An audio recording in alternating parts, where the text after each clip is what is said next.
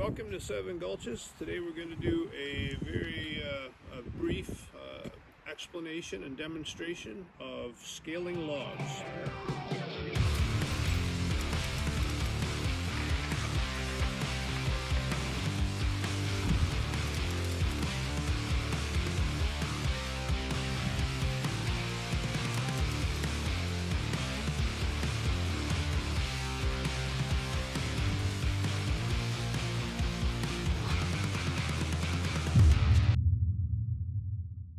So we thought it would be interesting for people that are following our YouTube channel to do a little session on scaling logs.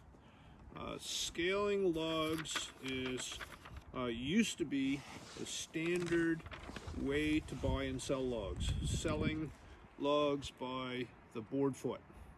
And it's a method of measurement where you measure the log, and there's a number of different considerations to take in, where you get the top diameter of the log, and I'll show that in a bit when we do a demonstration. And then there's a sheet that or a scale rule that we use. There's a number of different systems, but the one that we use is called the New Brunswick log scale, and it's generally accepted. And it has a chart. It has the length of the log across the top in feet, and it has the diameter of the log down the side, and where the two lines meet, it gives you the board feet. For instance, a 12-foot log with a 10-inch diameter top inside the bark has 48 board feet. Okay, so when you're scaling logs, first of all, you have to have the length measured. Okay, this whole pile here, they're all 12-foot logs. Okay, so we know they're 12-foot logs. The next thing you have to consider is whether the log is straight.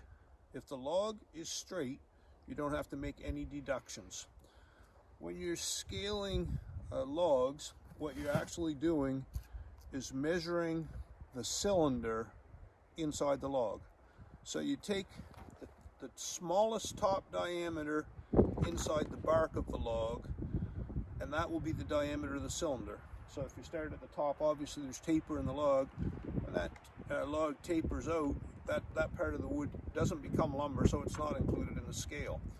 Here's a log that I'll use as an example. I don't know if you can see my tape or not, but across the inside of the bark right there, it's just over 9 inches. So that's a 9-inch diameter that way.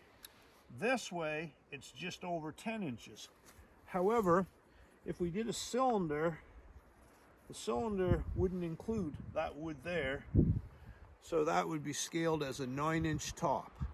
So this log here, how I marked them, and I think this is quite accepted. This is scaling chalk, and it's kind of nasty stuff to work with sometimes. This is a 12-foot log with a 9-inch top. Okay, that's how I mark the logs that I scale. Now, I'm not a licensed scaler, but my father was, and he taught me all the tricks of the trade. If there are no defects in that log and it's straight, then you don't have to make any deductions. If it's curved, you have to measure and estimate how much of the curve goes outside the cylinder. So in other words, if that log curved out and it was only going to be maybe 7 inches inside the cylinder, it would be a 12-7. There's some other logs over here that we'll have to look at, and then we'll actually tell what the volume is of these logs. Now, this is a really nice 12-foot log. It's clear. The customer that's getting this is going to be quite happy with it. It's 15 inches that way, and it's just over 14 that way. So this log is a 12-foot log with a 14-inch top. So it's a 12-14. Now, on our chart, go across the top to the 12, go down to the 14, and that's 98 feet. 98 board feet in that one log. And this scale, the New Brunswick log scale, actually has a 5% bias built in the mill's favor. So that probably has well over 100 board feet in the log. Another factor, this log scale was made when most sawmills were still using big circular saws that had a 1/4-inch saw kerf. The modern mills use band saws that are much, much thinner. They generally take about 1/8 of an inch of wood out when they cut through.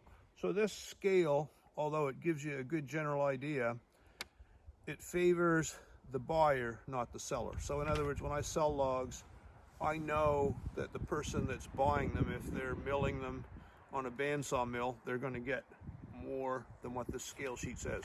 However, I set my own prices, so I take that into consideration.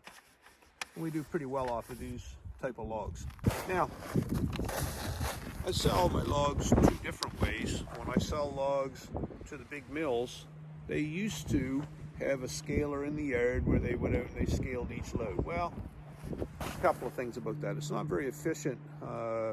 They had to pay a guy, but what I think they found that the mills could do better by paying by the ton. Now in Nova Scotia, when we talk about the ton, it's a metric ton. So all the mills that buy pulpwood, studwood logs in Nova Scotia, they pay by the ton. There's a couple of specialty mills that pay by the thousand. If you're selling big logs, you do much better selling them by the thousand.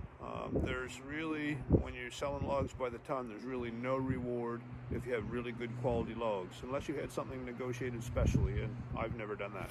But I do sell the majority of my big specialty stuff by the thousand. Everything I sell to small dealers, which isn't very much, but I sell by the thousand and by my price. That way I know, and they know that they're getting good quality wood, and I know what I'm going to make on it. Anyway, that's my thing on scaling. I hope you enjoyed this, and thanks for watching Seven Gulches.